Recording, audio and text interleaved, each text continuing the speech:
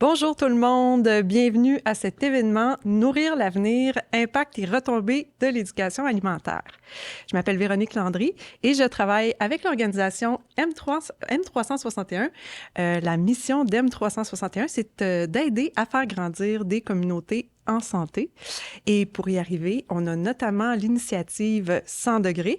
100 degrés, c'est une communauté en pleine ébullition pour amplifier des projets en santé, notamment avec des ambassadeurs qui sont répartis partout au Québec et qu'on va rencontrer un peu aujourd'hui. Alors, l'intention de notre événement, c'est de s'inspirer pour l'éducation alimentaire, mais aussi de célébrer les nombreux projets qui ont été réalisés partout au Québec en éducation alimentaire. On va passer 1 heure ensemble et au courant de cette heure, on va passer à travers 3 blocs. Donc, le premier bloc, on va voir des impacts et des retombées de l'éducation alimentaire. On va aussi voir que ce sont des projets qui sont toujours collectifs.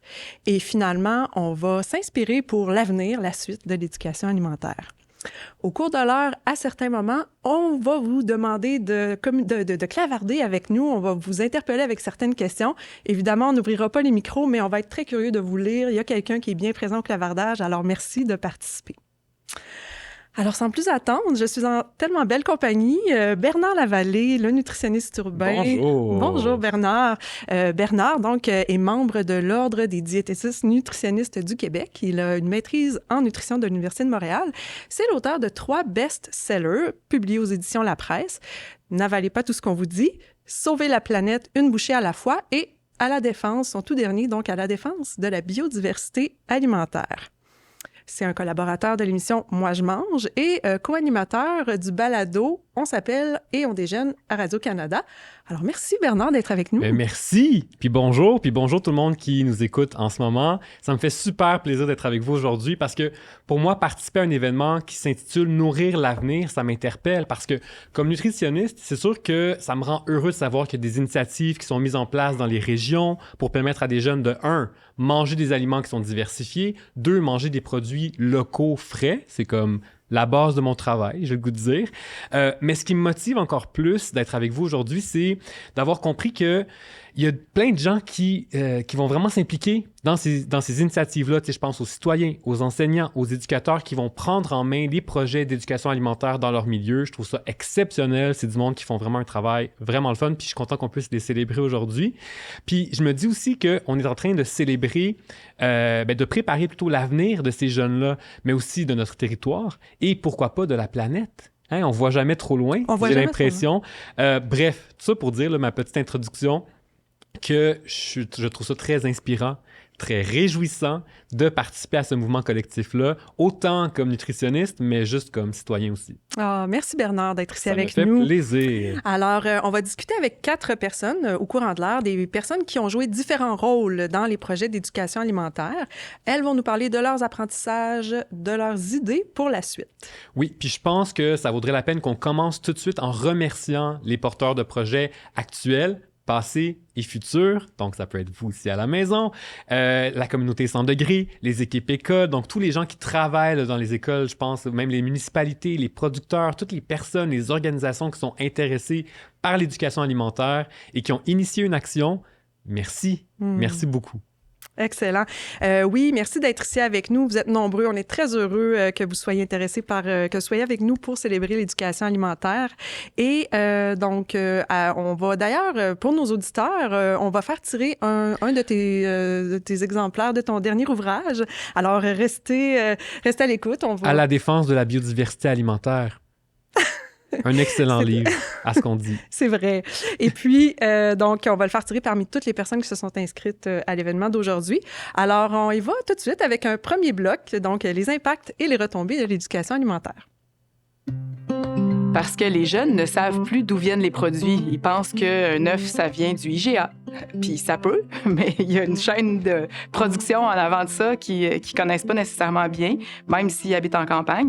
Donc, c'est important premièrement, leur donner le goût de poser des questions sur leur consommation, mais aussi de voir tout le processus qu'il y a en avant pour qu'ils respectent le produit.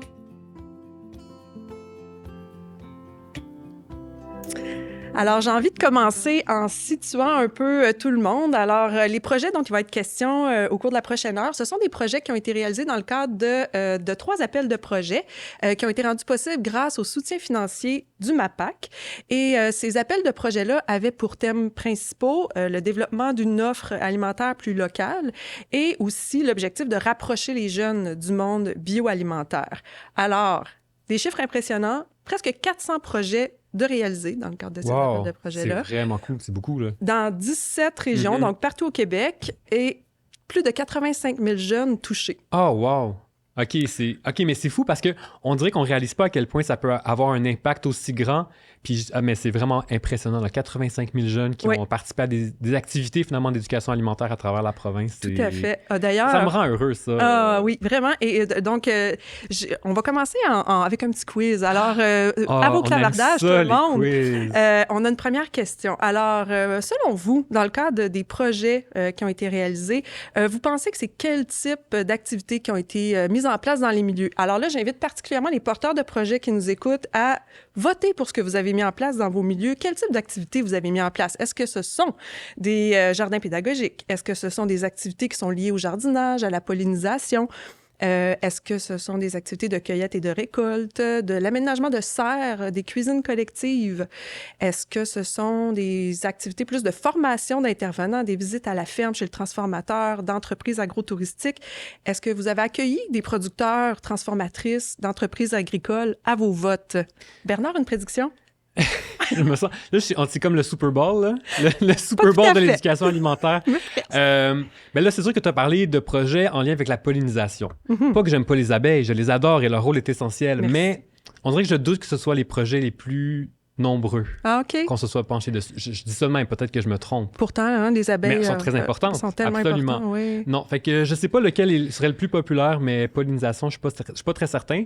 Par contre, ce que je trouve vraiment le fun, c'est que tu disais que, en fait, quand on parle d'éducation alimentaire, c'est comme un thème qui englobe finalement bien des choses différentes. Puis je trouve ça le fun parce que ces activités-là, c'est comme des moteurs de changement parce que quand tu enseignes ça aux jeunes, là, l'importance de bien manger, t'as ça. Mais en plus, on parle de manger son territoire. On leur transmet des connaissances, des compétences qui vont leur donner des outils pour comprendre vraiment d'où les aliments viennent, pourquoi les écosystèmes sont importants, que c'est la nature qui nous nourrit. Puis je trouve ça le fun parce qu'on a une diversité d'écosystèmes à protéger ici au Québec. Donc, c'est le fun de voir que toutes ces activités-là sont aussi diversifiées, justement. Absolument. Puis qu'elles sont en lien avec le milieu, les écosystèmes dans lesquels... Alors, je regarde...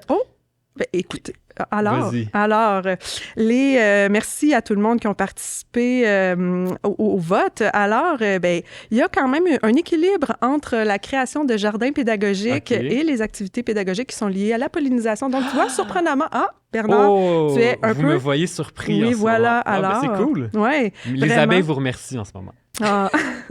Et puis, donc, peut-être les activités de cueillette et de récolte, ce serait celles qui auraient été le moins populaires. Mais néanmoins, ce que ça qu'on permet de voir, en tout cas, c'est que vraiment une diversité d'activités vraiment formidable. Donc, voilà. Merci tout le monde d'avoir participé. J'ai envie, en fait, pour qu'on continue sur cette diversité-là de projets, de vous faire en rafale des types de projets, des exemples, en fait, de projets qui ont été réalisés dans les régions. Alors, je commence avec un CPE, un Centre de la petite enfance sous le bon toit, c'est son nom, dans le nord du Québec, qui a initié un projet pour améliorer la souveraineté alimentaire des familles du nord du Québec. Donc, ils se sont associés à un organisme Faune Nord à Chibougamau. Faune Nord, donc, son expertise, c'est les produits forestiers non ligneux. C'est-à-dire, pour ceux qui ne connaissent pas le jargon forestier? Alors, non ligneux, les produits ligneux, ce sont les produits liés à l'arbre, tout ce qui entoure ça. Donc, tu sais, on pense aux petits fruits, aux plantes, aux champignons, donc qui sont nombreux. OK, donc là, c'est des jeunes en CPE qui vont cueillir des champignons puis des fruits. Qui vont déguster, transformer ces produits-là. C'est quand même le fun. C'est quand même très, très, très, très le fun. Dans le Bas-Saint-Laurent, la MRC de la Métis a initié un projet tous au champ dans les camps de la Métis. Alors, dans le cadre de ce projet-là, il y a eu 21 sorties, activités qui ont été réalisées avec les camps de jour. Ça a impliqué des entreprises, des fermes maraîchères, des fraisières, des fromageries. Très le fun.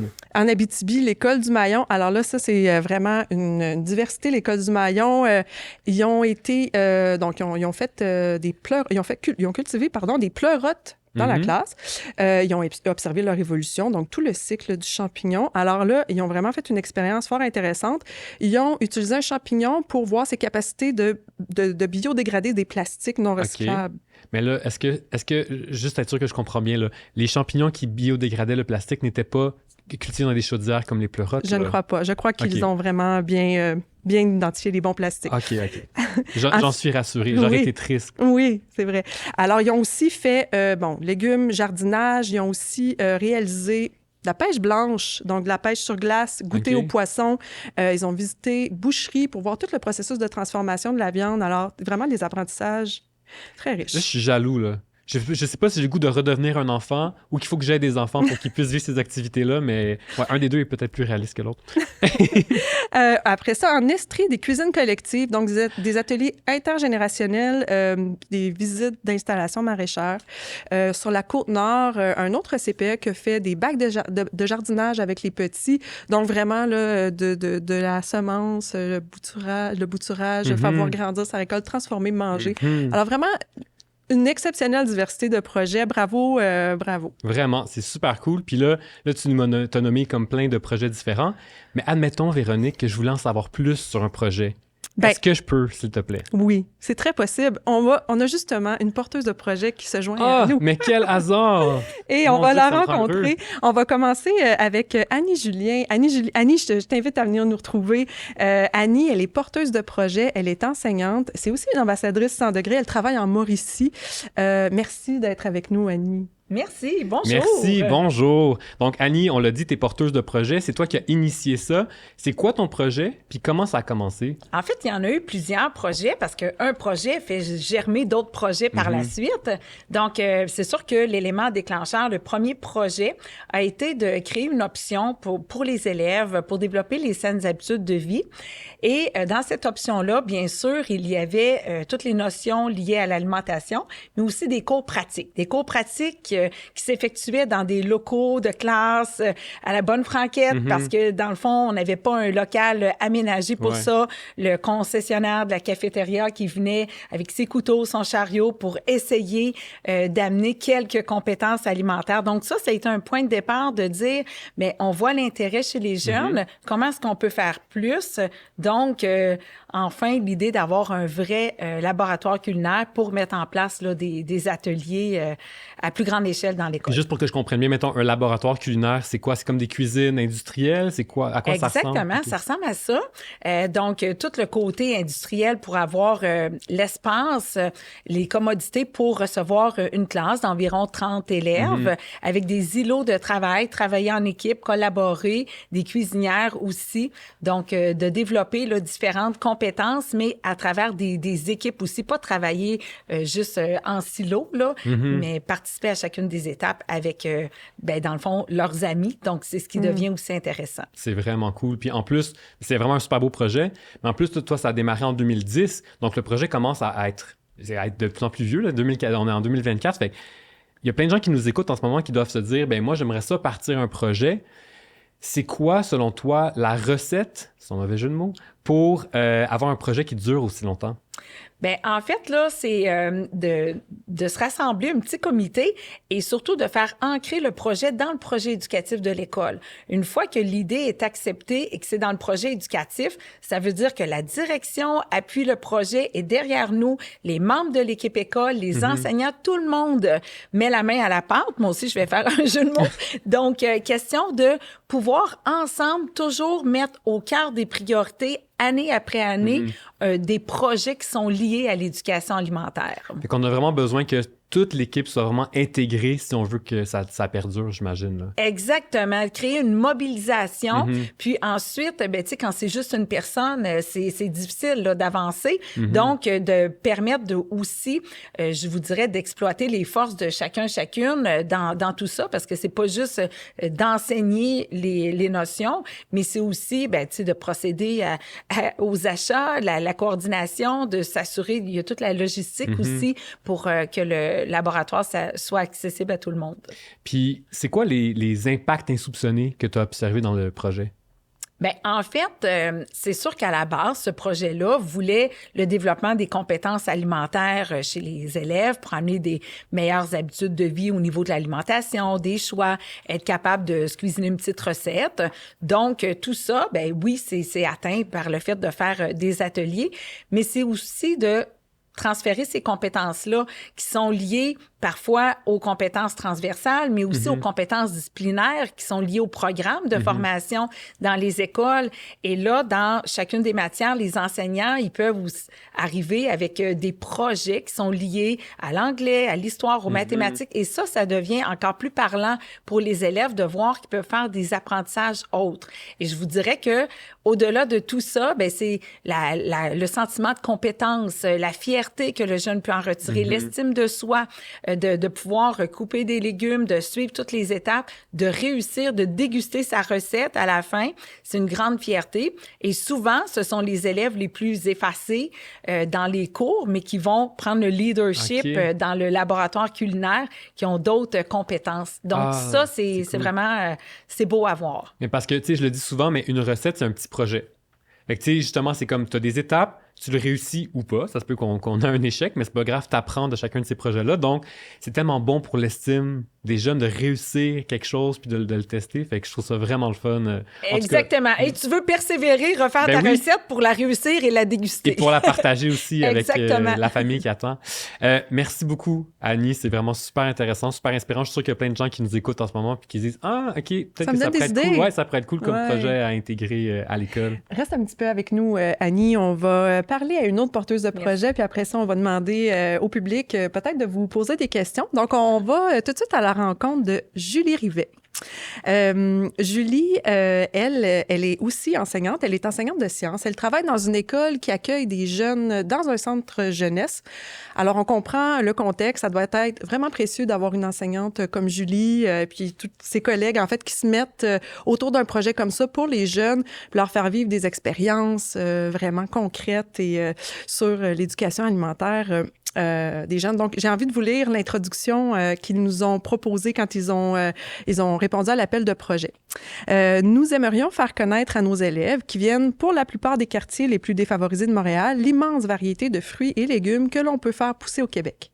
Nous aimerions leur faire prendre conscience que la culture de certains fruits et légumes est à la portée de tous. En effet, nos élèves manquent énormément de connaissances à ce niveau et nous pensons que les faire participer à un projet comme celui-ci, de la semence en passant par les boutures et la récolte, serait gagnant à plusieurs niveaux. Alors, je suis certaine que ça a été gagnant à plusieurs niveaux. Julie, est-ce que tu es avec nous? Oui, je suis là. Est-ce que vous m'entendez bien? Oui, bonjour. Bonjour. Julie, première question que j'ai pour toi. Donc, tu travailles en centre jeunesse. Tes projets, c'est du jardinage en serre, c'est aussi des ateliers de cuisine. La première question qui m'est venue en tête quand j'ai entendu parler du projet, c'est comment est-ce que les jeunes réagissent quand tu leur proposes ce genre d'activité-là? Bien, honnêtement, vraiment bien, parce que, comme vous l'avez dit, je travaille dans un centre jeunesse avec des garçons seulement, de 13 à 18 ans. Donc, c'est sûr qu'on a toujours un horaire assez habituel qui se répète. Donc, des activités qui sortent de l'ordinaire, c'est toujours apprécié.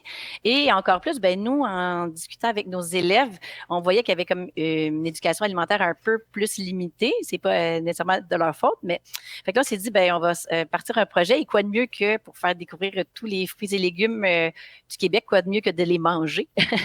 Fait qu'on s'est dit, ben on voulait faire découvrir les légumes, mais on a commencé par l'estomac. On s'est dit, on va cuisiner des desserts, ça va. Oui. On va dire, on va partir gagnant. Donc, fait que, on a un atelier de cuisine. On est vraiment chanceux au centre, donc vraiment bien équipé avec des enseignants en cuisine. Donc, on s'est mis à faire découvrir une fois par semaine des nouveaux aliments qu'ils connaissaient ou pas, de les cuisiner en dessert. Et après ça, c'était distribué à l'aide du service de cafétéria du centre jeunesse dans chaque unité de vie. Donc, il y avait un petit aliment de la semaine. Ils pouvaient aussi remplir un petit carton pour dire s'ils avaient apprécié, s'ils voulaient le remettre au menu, comment nous faire des suggestions. Fait que ça, c'est la première étape. Après ça, on a installé une salade surprise par mois. Fait qu'une fois qu'on a découvert les fruits, les légumes, les desserts, on est allé aux salades. Puis c'était bien parce qu'ils pouvaient, grâce à notre Vireo qu'on avait dans la classe, en faire pousser. Donc, OK. c'est bien parce qu'une fois qu'il est transformé en cuisine, ben, puis que c'était que les jeunes pouvaient le manger sur l'heure du midi dans leur unité de vie, ben, il y avait souvent un garçon dans chaque unité de vie qui avait participé à faire le bar à salade, à faire le Mhm. dessert. Donc, c'était quand même une grande fierté pour lui de dire Hey, Est-ce qu'ils en parlent moi qui ai entre eux? cuisiné ça. Est-ce qu'ils en parlent Oui, entre eux de dire tu sais, Hey, c'est moi qui ai fait ça, voici comment je l'ai fait? oui. Fait que, puis de voir que, tu sais, c'est tous les garçons qui sont capables de réussir quelque chose. Tu sais, il y a plusieurs niveaux de recettes, il y a plusieurs niveaux de. Fait que tout le monde était content de faire ça. Puis avec Mhm. notre vidéo, ben, en classe de sciences, ça fait comme. C'est l'autre partie d'éducation alimentaire. On voulait, comme Véronique le disait, de partir de la semence jusqu'au plant, Mhm. parce qu'on se rend compte que c'est pas tout le monde qui a eu un jardin dans l'enfance ou que ses parents jardinaient. Donc, on le fait avec eux. Puis avec la Viréo, ben, on l'a à l'année dans notre classe. Fait qu'on a des fois, on ferme les lumières, on a les petits néons d'allumés, le petit bruit de l'eau. OK. C'est vraiment agréable. Mais là, c'est quasiment rendu, c'est l'heure de la sieste, là, rendu là Oh. quasiment. Ah, Euh, ben, pour vrai, oui. mais Puis après ça, ben, on fait aussi du vrai jardinage des semis qu'on va mhm. planter dans le jardin extérieur. Est-ce qu'il y a eu d'autres retombées au projet auxquelles vous n'aviez pas pensé au début quand vous l'avez commencé? Ben oui, c'est vraiment de la grande, grande, grande, comme Annie disait tantôt, de la grande fierté de réussir quelque chose. Donc, ils Hmm. étaient fiers de leur dessert, mais ils étaient fiers aussi de leur plan. Nous, nos garçons au San José, c'est pas tout le monde que l'école, c'est une zone gagnante. Mm. C'est pas tout le temps que l'école, de façon, mettons, habituelle, ça fonctionne. Puis, ben là, honnêtement, j'ai des jeunes qui réussissaient super bien, qui étaient vraiment fiers de jardiner, de voir pousser ça, que c'était eux qui avaient réussi. Puis moi, j'ai des entrées et des sorties continues. Fait que ça arrive chaque semaine. Mhm. Fait que souvent, ben, mes jeunes deviennent des mentors pour les nouveaux. Puis là, ben, ils leur montrent à transplanter, à bouturer. C'est vraiment bien. Juste Ah, une petite anecdote de fierté. Là, on fait chaque année une vente de semis. Mhm. Puis ben, là, ils écrivent sur les bâtons de popsicle quelle sorte de tomates ils font, tout ça. Puis là, ben, moi, j'avais un jeune qui écrivait son nom. Oh Là, j'ai dit, non, ça, c'est bon. mais là, j'ai dit, ben, tu sais que tu ne vas pas les garder. Il y en a quelques-uns pour ton unité, mais on les vend, les plants. Il dit, oui, mais je veux qu'ils sachent que c'est moi qui l'ai fait Oh pousser. mon Ah. Dieu. Hey, Fait que, c'est honnêtement, émouvant là, ce que tu racontes. Pour vrai, ça me touche fait, vraiment. C'est incroyable. fait que, on s'est dit que cette année, pour notre vente, on allait garder l'idée de ce jeune-là, puis que sur chaque bâton de popsicle, il pourrait signer puis dire, ben, c'est cultivé par, avec le nom du jeune pour dire, ben, Mm. regarde, Wow. c'est moi qui ai réussi ça. Fait que c'est vraiment bien. Ah, c'est incroyable. Pour vrai, là, c'est ça. C'est comme c'est une récolte intangible. J'ai le goût de dire. Tu plantes des semences, mais tu récoltes autre chose. Ça serait quoi ton souhait pour la suite du projet? Ben, là, c'est vraiment le fun que vous posiez la question parce que c'est pas mon souhait, mais notre souhait à Mhm. l'école est vraiment en train de se réaliser. On a commencé le projet que je vous raconte il y a 2 ans.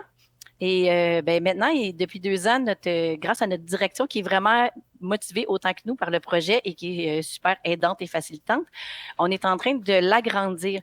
Donc, cette année, pour la première fois, on fait un projet pilote. On est en train de faire des cours d'horticulture, mais vraiment à plus grande échelle, à plusieurs heures par semaine, des cours d'exploration.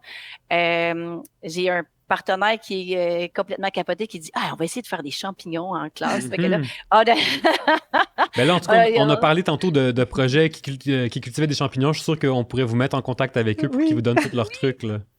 fait que voilà, fait que grâce à une équipe école qui embarque avec des partenaires qui sont là, les garçons qui, des fois, ils ont plus de difficultés, ben là, on peut faire 8 heures semaine avec eux d'horticulture. On va aller Mhm. dehors, puis là, on croise les doigts, mais on a un projet de serre qui devrait s'installer au mois de mai. Fait que c'est comme le point culminant depuis Mhm. 2-3 ans qu'on travaille fort à aller chercher des subventions et tout.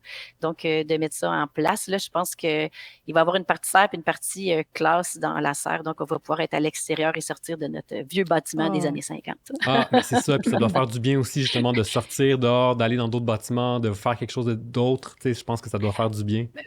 Pour vrai, oui, de mettre du verre dans l'école, Mhm. puis dehors, en Ben dehors. justement, Pour vrai, juste être dehors, c'est bien. j'allais te poser la question. Est-ce que c'est des concombres qui poussent en arrière de toi en ce moment? Oui, bien, on a fait un test avec nos élèves. C'est parce que dans la Vireo, c'est quand même limité comme espace. Fait qu'on a beaucoup de verdure de différentes sortes de laitue. Puis là, on se dit, hey, il faudrait mettre d'autres choses dans la salade. Fait que là, on est en train de polliniser avec un petit pinceau les fleurs de concombre. Mais êtes-vous déguisé en abeille quand vous le faites? C'est ça la question. Merci beaucoup, Julie. C'est hyper inspirant comme projet. Là. Je suis sûr que ça doit faire rouler la tête de bien du monde qui entend ça en ce moment. En tout cas, moi, ça m'émeut d'entendre parler des jeunes qui sont intéressés justement à parler de leur projet, à parler des légumes qu'ils ont fait. Fait que vraiment, bravo. Là, Julie Piani, elle reste avec nous. Restez avec nous parce qu'en fait, on a un public qui a des questions pour vous. Alors, on serait prête pour une question qui est la suivante.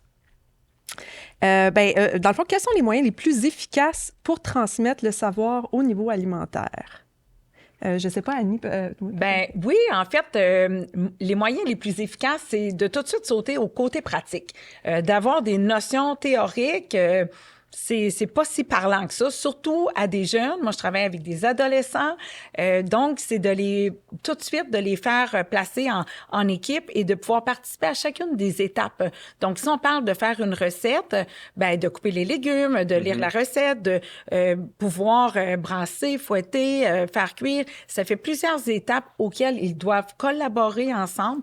Ils vont développer différentes habiletés aussi en même temps. Ils vont avoir le goût de déguster leur recette aussi après, la fierté.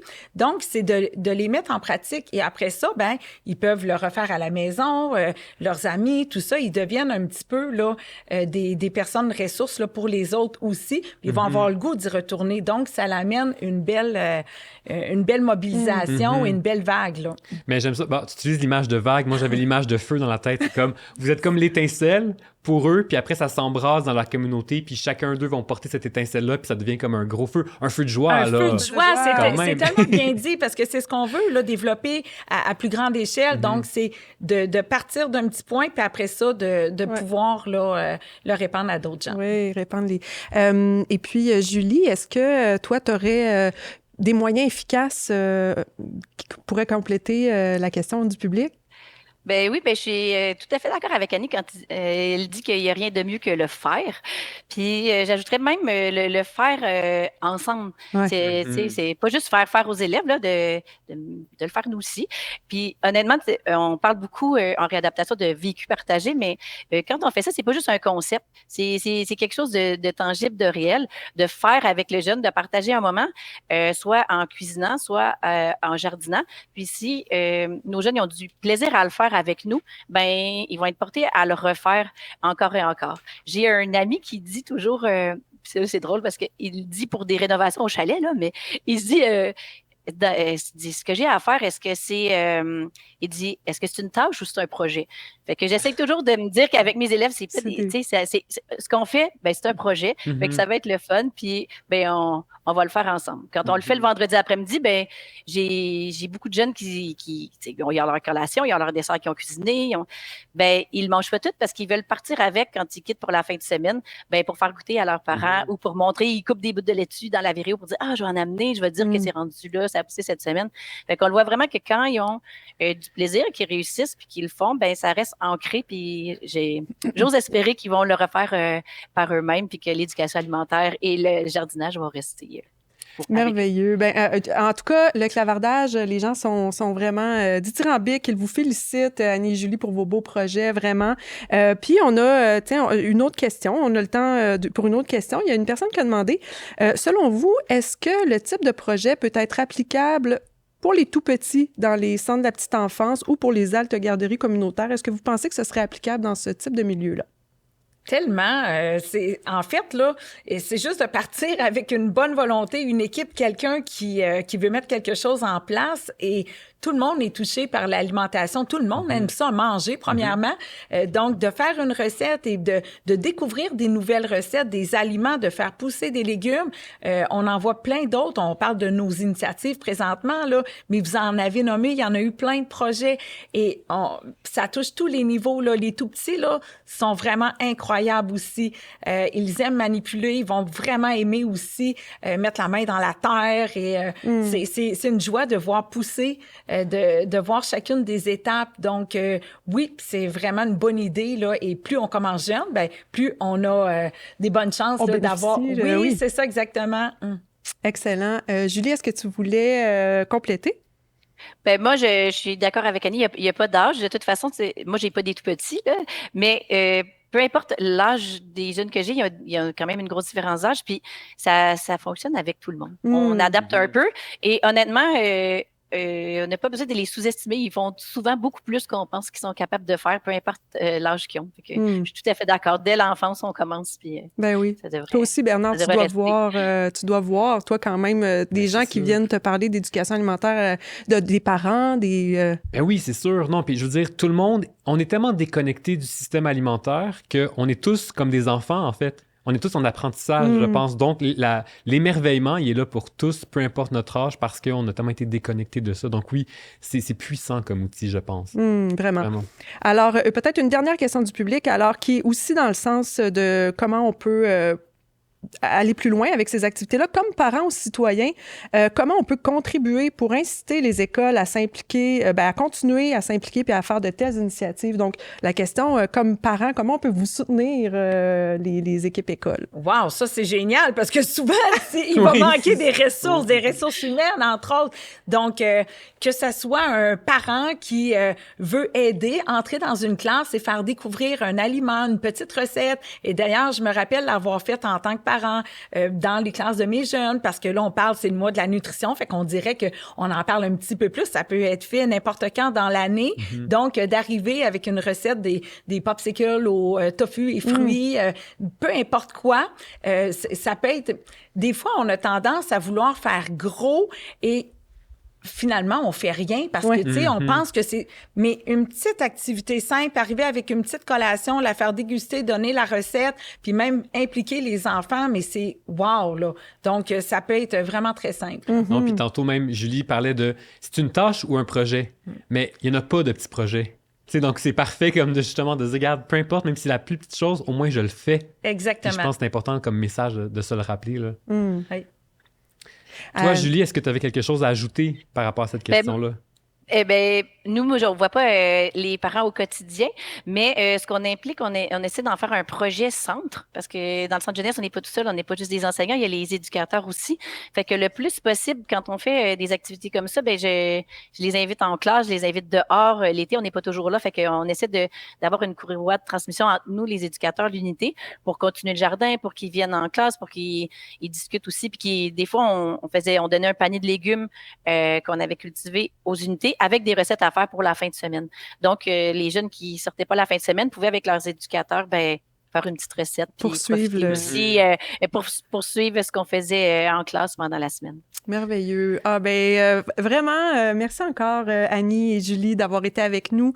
Merci de nous avoir partagé vos idées, vos apprentissages. C'était vraiment riche, alors merci. Ouais, merci beaucoup. Merci beaucoup à vous autres.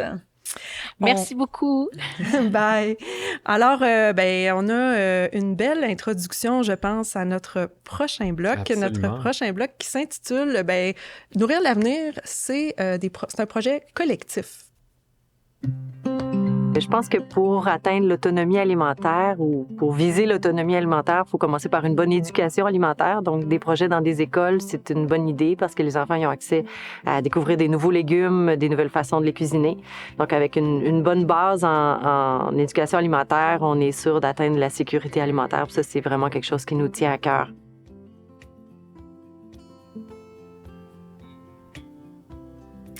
Alors, je commence ce bloc avec un adage bien connu. Ça prend un village pour élever un enfant. Merci de nous partager ta sagesse. Ça me fait plaisir. Oui, parce que les projets d'éducation alimentaire, c'est le résultat, on l'a vu, de porteurs de projets, donc qui allument des étincelles dans leur milieu, mais les gens, les acteurs terrains, les partenaires qui sont avec eux, qui les entourent, qui se mobilisent pour les soutenir dans ces projets-là sont extrêmement précieux aussi, et donc ils viennent en support, mais vraiment, ce sont des acteurs de premier plan. Mm-hmm. Alors, pour ce bloc-ci, on a fait appel à certains de ces partenaires-là, de ces acteurs-là très très précieux. Et puis, on va vous en présenter 2. Alors, j'ai le plaisir... avant d'accueillir notre prochain invité, pardon, j'allais oublier la question quiz numéro 2. N'oublie pas ma question quiz, s'il te plaît. Merci, c'est mon Bernard, moment de me ramener préféré à de la l'ordre. journée. Alors, on vote, les gens, à ceux qui nous écoutent, à votre clavardage. Alors, vous pensez que les projets d'éducation alimentaire sont le résultat de la collaboration de combien de partenaires en moyenne? Alors, est-ce que vous pensez qu'un projet réunit aucun partenaire, 1 à 3 partenaires ou 4 à 6 partenaires? On vote. Bernard, ta prédiction? Ma prédiction. Écoute, moi, je t'écoutais parler. Tu as commencé en nous donnant un adage qui disait que ça prenait un village. Donc, admettons que je voulais avoir une bonne note à l'examen, j'aurais tendance à éliminer le choix de réponse aucun.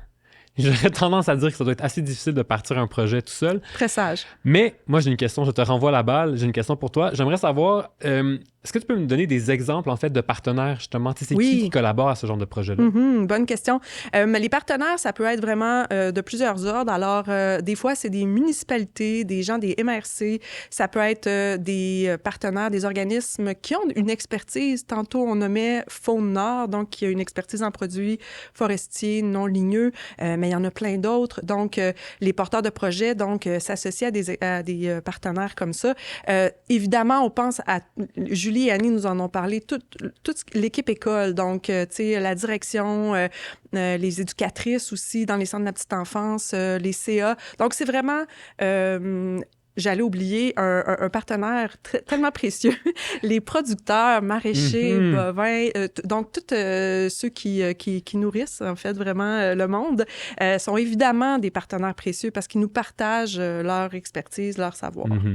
Alors, je brûle de savoir c'est quoi la réponse. Alors, les résultats... bravo à tout l'auditoire, vous êtes vraiment perspicace.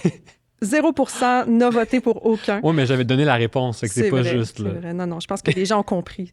Donc, 57% de 4 à 6 partenaires, quand même 43% des gens qui ont voté de 1 à 3 partenaires. Alors, la bonne réponse, la vraie bonne réponse, c'est que chacun de ces projets-là réunit en moyenne 5 partenaires. Quand même. Mais c'est ça, pour vrai, pour moi, c'est comme un message qui est important parce que, puis je sais moi-même, je suis entrepreneur, j'en fais des projets, là, puis de croire que je vais tout faire tout seul, c'est impossible. Oui. On a tellement besoin d'avoir du monde, donc je pense que c'est important de se rappeler qu'en moyenne, on a besoin de 5 partenaires pour qu'un projet fonctionne. Donc, commencez pas... Oui, vous pouvez commencer tout seul, mais allez vous entourer de gens qui vont pouvoir vous aider. Ça va tellement pousser le projet plus loin. Vraiment. En tout cas, je trouve que c'est un message qui est important. Là, oui, tout à fait. C'est une statistique qui est parlante, en fait. Qui est parlante, vraiment. Vraiment. Puis donc là, on va accueillir en studio justement un de ces partenaires-là, Dan Côté. Viens nous rejoindre. Dan, qui est producteur maraîcher pour les jardins de Summer, un allié précieux, et il demeure dans la région du Saguenay-Lac-Saint-Jean. Il est venu nous rejoindre ici. Oui. On a passé la soirée hier à parler on a parlé d'éducation alimentaire. On est allé prendre un verre et on a parlé d'éducation alimentaire. C'est pas, on n'est pas passionnés, je pense, dans la vie. Merci d'être avec nous. Merci de m'accueillir. C'est vraiment cool. Ça fait plaisir d'être ici. Donc là, toi, tu es agriculteur. Oui, pour maraîcher. Puis tu reçois des jeunes à la ferme. Qu'est-ce que tu fais concrètement, là? Bien, en tant qu'ambassadeur pour 100 degrés, mon rôle est vraiment de créer un lien entre le préscolaire scolaire et le monde agricole. Donc, ça permet vraiment collectivement de créer des liens et aux jeunes de s'initier au monde agricole.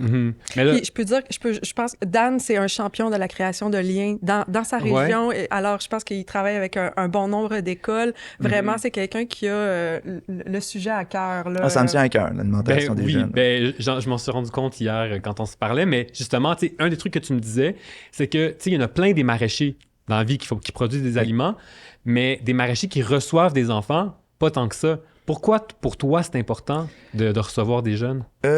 Parce que les jeunes d'aujourd'hui sont les consommateurs responsables de demain. Donc, en initiant les jeunes à l'agriculture, ça permet éventuellement d'être plus souverain alimentairement. Comme par exemple, je travaille actuellement avec une école, une classe de 5e année, c'est une vingtaine de jeunes, justement, où on va les emmener chez nous sur notre terre. On va passer justement de la graine à la récolte, tout le processus, en les accompagnant à l'école et jusqu'à chez nous à la récolte, chez nous à l'automne. justement leurs enseignants en leur montrant comment le cultiver, comment les récolter, tous les bienfaits, etc. autour. Puis c'est sûr qu'ils n'ont jamais vu ça de leur vie, là, généralement? J'ai été agréablement surpris quand même. Quand je les ai rencontrés, on voulait savoir qu'est-ce qu'ils connaissaient comme fruits et légumes. Ils nous ont sorti quand même une bonne liste, dont certains avec des fleurs comestibles. Ouais, j'ai été quand même agréablement surpris. Plus que tu pensais. Ouais, c'est ça. La littératie alimentaire, elle est... oui, vraiment. OK. Puis, c'est quoi là? Bon, OK, là, c'est des petits jeunes fancy qui connaissent les fleurs comestibles. J'ai compris. Mais c'est quoi leur réaction quand ils viennent justement à la ferme puis qu'ils visitent? La réaction, écoute, c'est vraiment adorable de voir des jeunes, tu sais, ils arrivent sur la terre, puis ils ont tendance à vouloir aller partout en même temps. Tu sais, je cultive des citrouilles, il y a plusieurs variétés, tu sais, je pense, au départ, je pensais vraiment que c'était ça. Ouais. Mais quand tu vois des jeunes... Quand tu sors une carotte de la terre, oublie ça, t'es pères. Tu fais vraiment les enfants. Parce qu'ils capotent trop. Oh, oui, à chaque fois que tu tires sur une feuille, tu as des carottes de formes différentes. Puis je pense que c'est le légume, je pense qu'ils préfèrent récolter sans terre. Ah, mais ça m'étonne pas parce que j'ai vu le même effet. J'ai déjà, justement, que j'ai un jardin, puis je me souviens d'avoir cultivé des carottes. Puis de voir des enfants, tu sais, quand je montrais aux enfants, hey, ça pousse, c'est comme si tu allais chercher un trésor sous la terre, tu sais, comme un coffre au trésor, là, puis tu sais pas qu'est-ce qu'il y a. Je suis sûr qu'on devrait faire des études sur, genre, le pouvoir des légumes racines pour susciter l'émerveillement chez les jeunes. La question est lancée. Si quelqu'un nous écoute, a du budget pour ce genre d'études-là, s'il vous plaît, je serais très intéressé à y participer. Mais j'y crois vraiment, tu sais, je pense que c'est puissant de le montrer, bien plus puissant que tous les messages que tu pourrais dire à propos des bienfaits des carottes. Je pense que de l'avoir, c'est vraiment super intéressant. Puis selon toi, qu'est-ce qui fait qu'un projet fonctionne bien? La mobilisation de la communauté. Parce que derrière chaque jeune, tu as des parents, tu as des familles, tu as la municipalité, des fois, qui supporte des initiatives. Et quand on se mobilise collectivement, on est plus fort. Puis c'est vraiment intéressant de voir l'impact social que ça apporte auprès de tous ces gens-là. Puis souvent, ça amène des initiatives innovantes. Puis moi, je crois que tous les jeunes devraient avoir au moins accès à des cours au niveau alimentaire ou accès justement à des jardins à l'école. Puis c'est quelque chose que j'aimerais travailler dans le futur pour justement qu'on aille plus d'alimentaire et de jardins dans nos écoles. Ben, merci pour vrai, je trouve ça super intéressant. Puis c'est le fun de voir justement, tu sais, on a besoin des producteurs maraîchers aussi, des agriculteurs qui participent. On a besoin de tous les acteurs dans la chaîne alimentaire pour que les jeunes soient capables de comprendre aussi le rôle de chacun. Fait que je trouve ça vraiment super le fun comme initiative. Puis bravo. Merci, c'est plaisant. Parce qu'avec des appels de projets comme Santagré, ça permet vraiment de mobiliser, comme ton quiz de tantôt, plusieurs acteurs. Et tu sais, c'est quand même une bonne économie aussi pour les régions qui participent. Puis, écoute, si on se mobilise tous, écoute, on va pouvoir le potentiel augmenter notre souveraineté. Merci, Dan. Reste un peu avec nous. Mais oui, certainement. On va aller parler à Marianne Julien. Marianne, c'est une personne qui est bien placée pour témoigner de l'importance de ces acteurs terrains-là, parce que Marianne, elle est coordonnatrice de table intersectorielle aux saines habitudes de vie. C'est-à-dire, pour quelqu'un qui ne travaille pas dans le jargon politique? Je t'explique. Alors, ce sont des tables qui réunissent les forces vives des milieux pour améliorer la santé, la qualité de vie des citoyens et des citoyennes. Donc, il y a 17 tables partout au Québec. Donc, dans chacune de ces régions-là, il y a des régions, il y a une table. Et puis, donc, ça mobilise les acteurs clés du territoire pour un plan d'action commun. Donc, puis leur plan d'action, nécessairement parce qu'on touche aux saines habitudes de vie, ça va toucher à l'alimentation. Et donc, ils sont vraiment des coordonnateurs, coordonnatrices de table, comme Marianne, au premier plan là, pour voir les impacts des projets. Alors, Marianne, est-ce que tu es avec nous? Oui, certainement. Bonjour à tous. Bonjour, Marianne. Merci d'être avec nous aujourd'hui. Alors, dis-moi, au sein des tables, donc, vous travaillez sur les environnements favorables aux saines habitudes de vie. C'est quoi le lien avec tous les projets dont on vient de parler, là? Comment ça se complète? Oui, en fait, on fait vraiment une super équipe. Là, je vois à la présence justement d'un agriculteur. L'idée des tables intersectorielles, c'est quoi? C'est vraiment de travailler au niveau des environnements pour pour qu'elle soit plus favorable à la santé. Donc, quand on parle de littératie alimentaire, non seulement il faut avoir les connaissances, compétences que les gens qui ont vraiment les deux mains dedans, qui sont sur le terrain, qui font les projets, réalisent à merveille. Mais ensuite, il faut aussi l'environnement. Donc, être exposé plusieurs fois à des carottes qu'on peut déterrer le long de notre route en allant à l'école, donc ce genre de choses. Donc, de notre côté, c'est vraiment de mettre les partenaires ensemble pour pouvoir avoir non seulement, je dirais, une offre variée, mais vraiment qu'on puisse voir l'alimentation sous ses différents aspects, notamment quand on parle de la littératie alimentaire. Là, j'entendais l'histoire des carottes en allant à l'école. J'imagine le petit pousset réinventé avec un champ de carottes tout au long pour savoir jusqu'où ça rentre jusqu'à l'école. Oui. Encore une fois, si quelqu'un veut financer un livre jeunesse... Une autre question, donc toi, tu es témoin privilégié de tous ces projets-là. Donc, de ce que tu observes, c'est quoi les impacts qu'ils ont dans les milieux? Oui, bien, en fait, tu sais, c'est vraiment eux qui sont la connexion ultime avec l'enfant, les familles, avec la communauté. Donc, l'effet, elle est exponentielle. Elle est exponentielle, surtout en plus quand on parlait tantôt de mobiliser la communauté, de se mettre ensemble. C'est vraiment là qu'on voit que les répercussions sont fantastiques, là. Donc, c'est tout le temps de penser nos approches en étant multifactorielles, finalement. Fait que, oui, on veut améliorer la connaissance, compétence, mais après ça, c'est vraiment de voir comment ensemble, on s'assure qu'il n'y a pas de petites zones obscures ou qui est pas touché là, à ce niveau-là. Puis j'imagine que d'avoir plusieurs personnes qui participent, ça permet de justement pas avoir ces angles morts-là.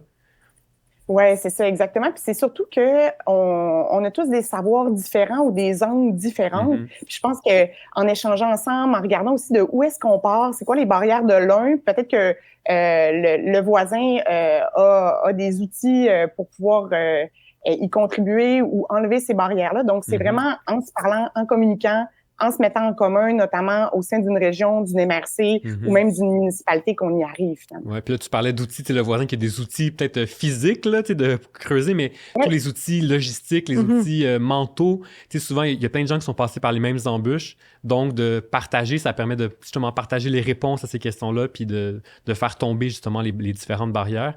Est-ce que tu as un message que tu pourrais dire aux porteurs de projets qui nous écoutent en ce moment? Oui, bien...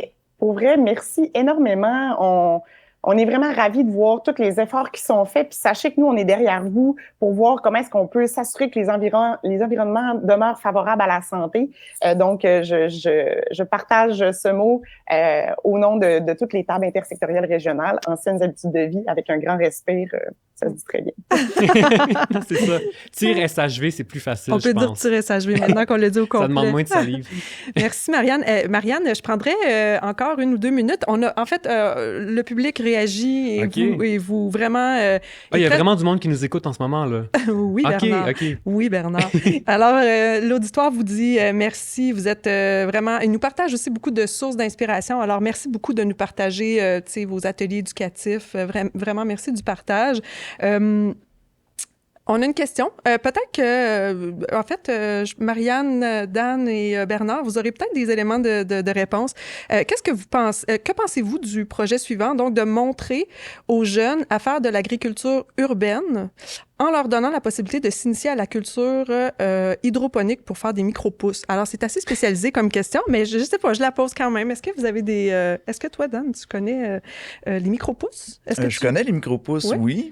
Puis honnêtement, moi je suis 100% d'accord avec ça. Agriculture urbaine, hein? Oui, agriculture urbaine, toutes les écoles devraient au moins initier ça dans leur programme scolaire. Mais un des trucs qui est le fun avec les micro-pousses, c'est que ça prend pas beaucoup d'espace. Exact. Donc, si on veut initier un projet d'agriculture avec peut-être moins de budget, moins d'espace, ben c'est facile de faire pousser dans un coin avec juste comme des étagères. Un bac ou... un bac, mais tu peux faire même des étagères vraiment avec des plateaux. Puis ça pousse bien et ça pousse rapidement aussi. Fait que c'est le fun pour les jeunes parce que rapidement, tu vois le résultat aussi. Fait que je pense que ça peut être quelque chose de le fun. Après ça, je sais que d'un point de vue nutritionnel, il y a des considérations pour les micro-pousses et les germinations. Donc, vous irez voir ça. Mais voilà. Mais ça peut être super intéressant. Oui, du côté des micro-pousses, moi, je trouve que ce qui est intéressant comme initiation puis découverte, c'est l'aspect saisonnalité.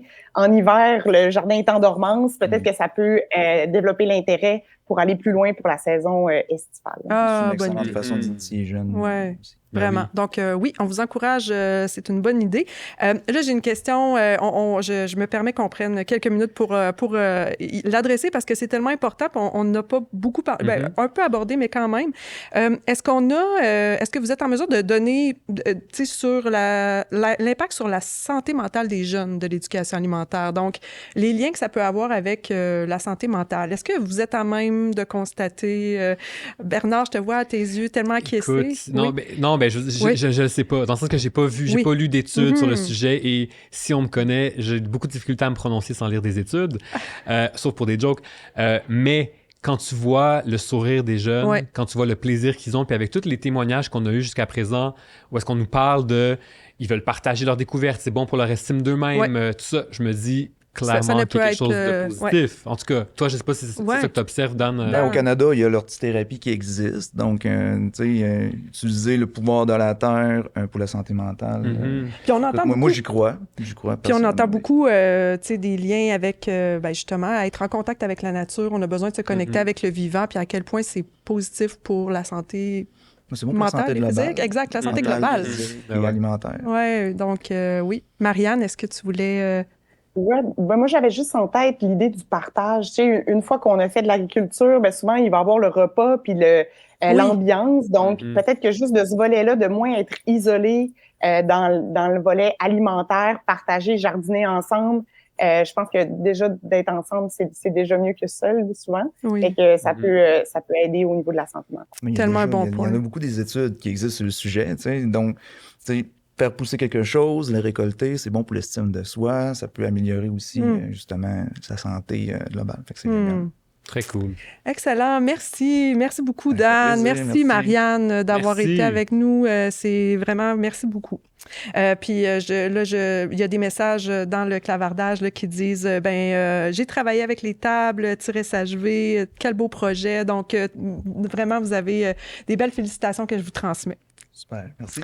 Alors, on serait rendu au dernier bloc, Bernard. Le dernier bloc qui est de s'inspirer pour l'avenir de l'éducation alimentaire.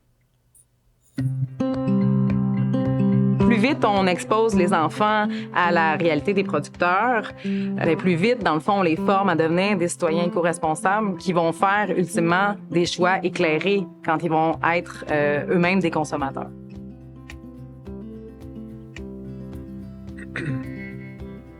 Bernard, alors, t'es celui qui va nous donner le mot de la fin. Alors, on a envie de t'entendre sur l'éducation alimentaire. Dis-nous à quel point c'est important de poursuivre dans cette voie-là. Dis-nous les constats que tu dégages après avoir écouté toutes ces personnes. Oui, mais tu vois, c'est intéressant parce que pendant longtemps, je pense qu'on a pensé que faire de l'éducation alimentaire, c'était comme parler de nutriments puis donner des conseils pour bien manger.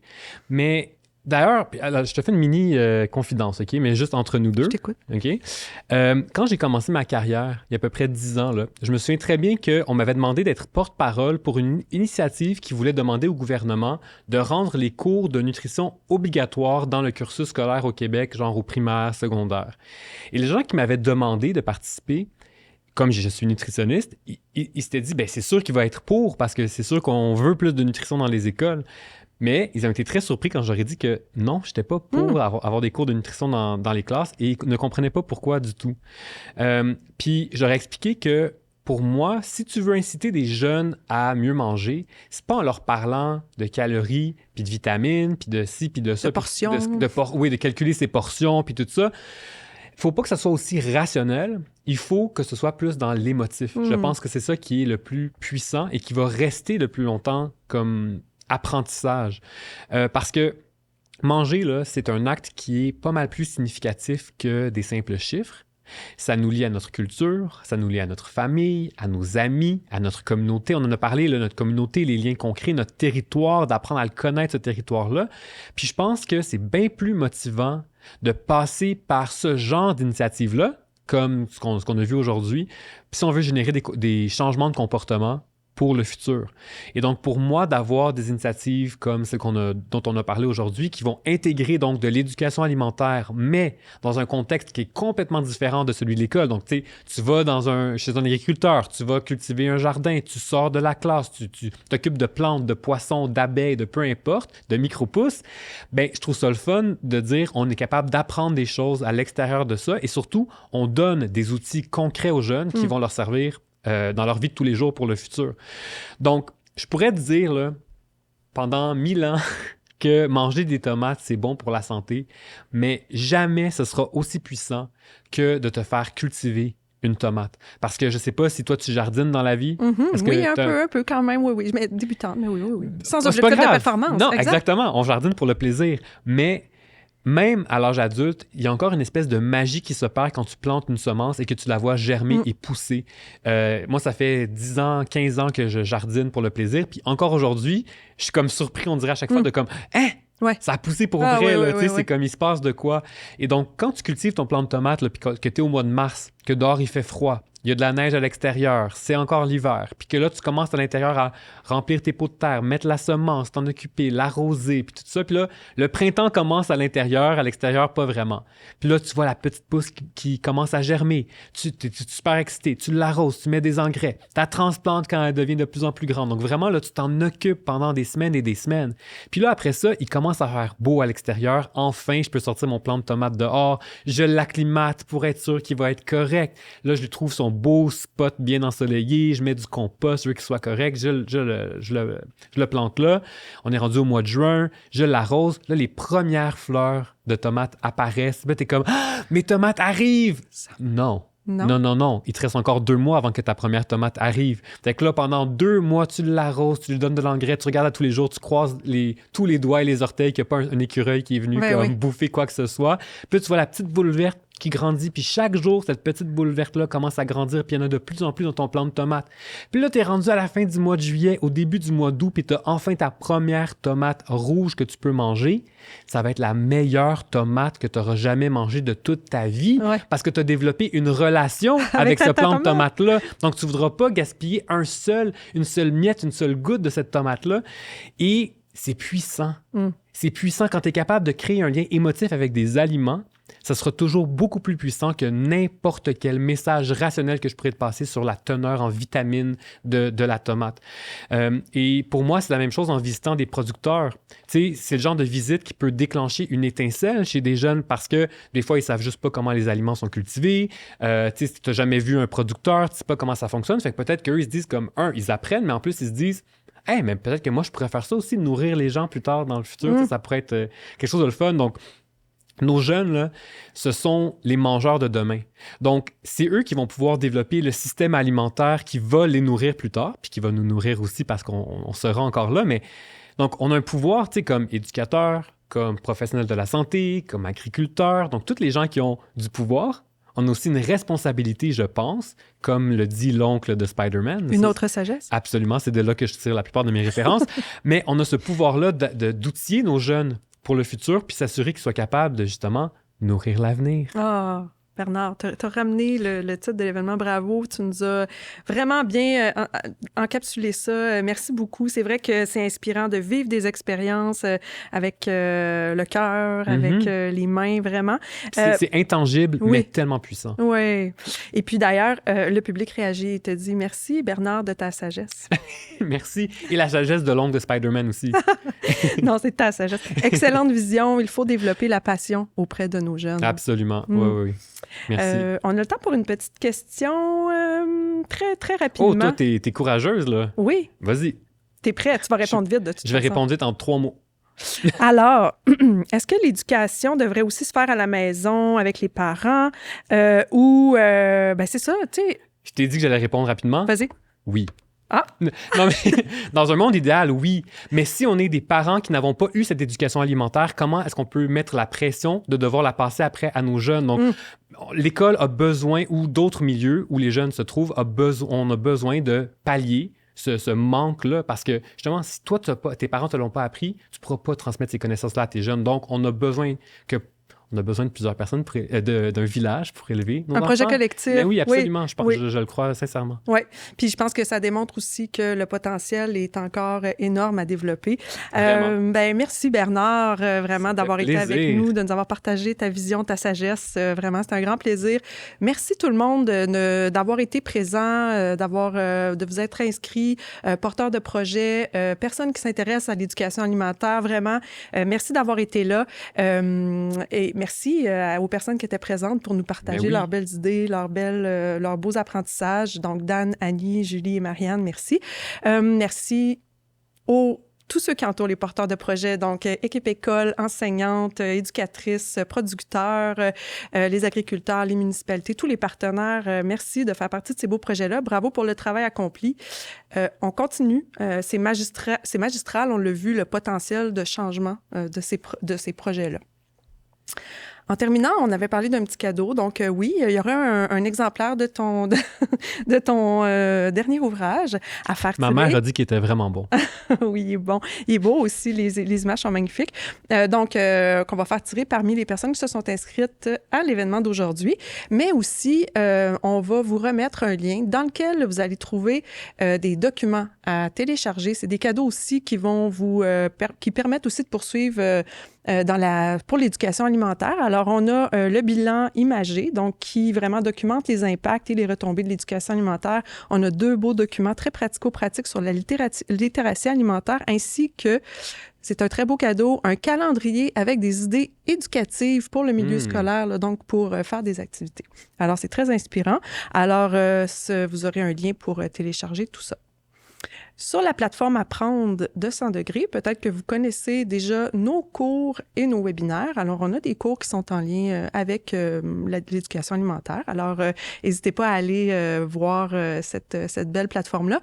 Nos prochains événements, on a 2 beaux webinaires qui s'en viennent.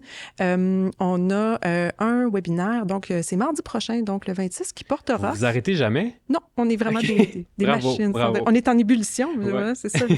Et puis, donc, un prochain webinaire qui va porter sur l'image corporelle et la saine relation avec la nourriture en petite enfance chez les tout-petits. Alors, voilà, c'est notre prochain événement. Au plaisir de vous y retrouver. Merci beaucoup encore une fois. Merci tout le monde.